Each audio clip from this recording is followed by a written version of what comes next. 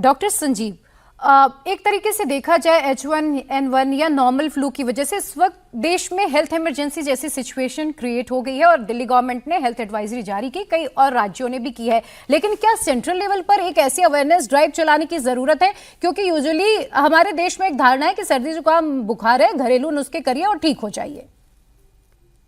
तो दो तीन इम्पोर्टेंट कैरी होम मैसेजेस हैं। जैसे सब लोगों ने कहा, इंक्लूडिंग मी, कि द सेफेस्ट मेडिसिन जो है वायरल फीवर्स में या कोई भी फीवर इनिशियल पहले एक दो दिन में, वो पैरासीटामोल है। ये जो पैरासीटामोल है, ये वेट के हिसाब से कैलकुलेट करते हैं एंड ये हर 4 और 6 घंटे के गैप में दी जाती है। थोड़ा सा खाना खा के खाली पेट नहीं देना चाहिए। बाकी जो मेडिसिन जैसे निमोसिलाइड, आइबुप्रोफेन और कॉम्बिनेशन पेन किलर्स, वो सेफ नहीं है, नहीं देनी चाहिए। एंटीबायोटिक डेफिनेटली पहले अपने आप नहीं शुरू करनी चाहिए। जो टेस्टिंग का जो टाइम है, ये वायरल लोड पीक पर डिपेंड होता है। जैसे कि अगर फीवर आज पहला दिन प्रकट हुआ, आप अगर आज या कल सुबह टेस्ट कराएं H1N1 का RT-PCR, वो अक्सर नेगेटिव आ सकता है, वो फॉल्स नेगेटिव है। तो अगर फीवर डे 2 क्रॉस कर रहा हो, वो तब वायरल पीक होता है और तब ये H1N1 का टेस्ट RT-PCR थ्रोट स्वैब से पॉजिटिव होने के चांस होते हैं।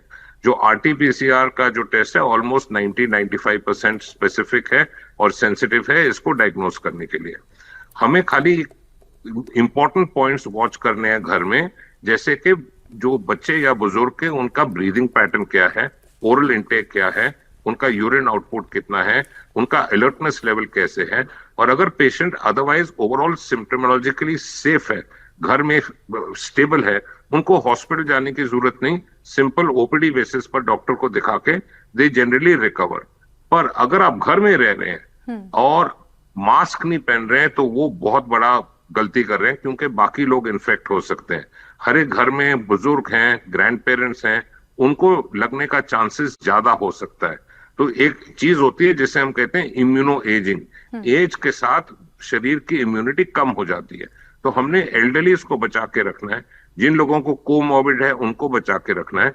3 या 4 दिन आइसोलेशन घर में इस चीज के लिए काफी है। बच्चों को कम से कम 7-8 दिन स्कूल से अलग रखना चाहिए, क्योंकि ये क्लोज क्लस्टर्स में जाते हैं, क्रेशेस में जाते हैं, प्लेग्राउंड्स में जाते हैं। जो बच्चों के सिर पास पास रहते हैं वाइल प्लेइंग, स्टडिंग, तो उनको 7-8 दिन का गैप देना चाहिए। अदरवाइज ये ज्यादातर 90-95% डिजीज सेल्फ लिमिटिंग है, पैनिक की जरूरत नहीं है। Advisory yes, public awareness yes, television programme जैसे हम अब कर रहे हैं बहुत जरूरी है, क्योंकि ये मिलियंस को जा रहे हैं, ये इन्फॉर्मेशन हजारों करोड़ों लोगों को जा रहे हैं। पर पैनिक की जरूरत नहीं है। ये पैंडेमिक या इवन लोकलाइज्ड एपिडेमिक नहीं है। जो भी हम आंकड़ा अभी देख रहे हैं, जो हम टेस्टिंग है, आप सेफली इसको 5 या 10 गुना ज्यादा ले लीजिए कि ये एक्चुअल इन्फेक्शन ऑन ग्राउंड इससे 10 गुना ज्यादा है।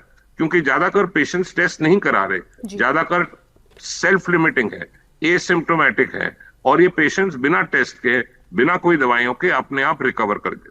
जी डॉक्टर स्वाति, प्रिकॉशनरी जो स्टेप्स हैं वो क्या क्या हो सकते हैं, क्या क्या हमें स्टेप्स उठानी चाहिए, और दूसरा हमारा खान पान कैसा हो ताकि हम इस वायरस से पहले ही बच सके या हमें इम्पैक्ट ही ना करे? बिल्कुल, देखिए जैसे मैंने अभी बोला भी था कि N95 मास्क है जिसका इस्तेमाल हम लोग कर सकते हैं। खासतौर से अगर हम बाहर निकल रहे हैं, भीड़ भड़क्के में निकल रहे हैं, या जो लोग पब्लिक ट्रांसपोर्ट का इस्तेमाल करते हैं, स्कूल में बच्चे हैं, वहां पे इन चीजों का इस्तेमाल किया जा सकता है। दूसरा, हमें हैंड हाइजीन का ध्यान रखने की बहुत जरूरत है कि समय समय पर अपने हाथों को हम लोग धोते रहें। साबुन और पानी का इस्तेमाल, खासतौर से स्कूल में बच्चों को जो है इस चीज के लिए सिखाया जाता है कि कैसे इसका इस्तेमाल करें।